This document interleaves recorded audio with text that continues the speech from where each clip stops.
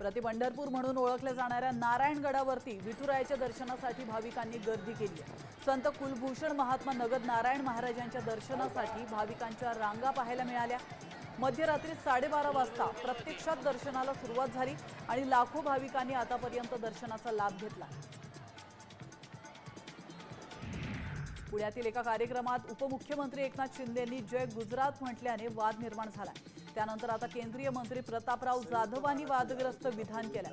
महाराष्ट्र आणि गुजरात हे एकच राज्य असताना मुंबई ही गुजरातची राजधानी होती। गुजरात हे आपलंच शेजारी राज्य आहे, ते पाकिस्तानात नाही असंही ते म्हणाले। संयुक्त महाराष्ट्र ज्यावेळेस होता पूर्वीचा, त्यामुळे नांदेड जिल्ह्यात अनेक शेतकऱ्यांवर दुबार पेरणीचं संकट ओढावलंय। पेरलेलं सोयाबीनचं बियाणं उगवलेलं नाहीये आणि त्यामुळे शेतकऱ्यांवर ही दुबार पेरणीची वेळ आली आहे।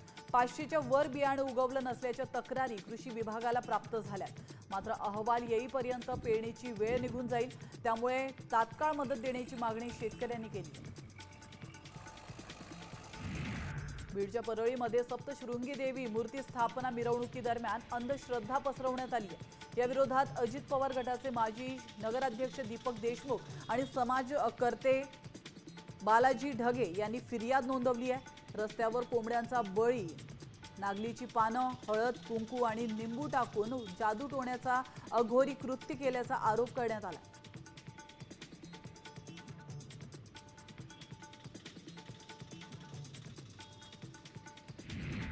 आषाढी एकादशी निमित्त नांदेडच्या श्री नरहरी नरसिंग मंदिरामध्ये विठुरामाचा गजर पाहायला मिळाला।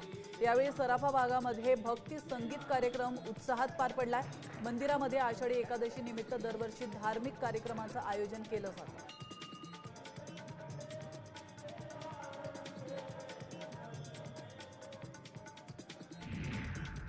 आता isakal.com आहे देशातील नंबर 1 ची मराठी न्यूज वेबसाईट।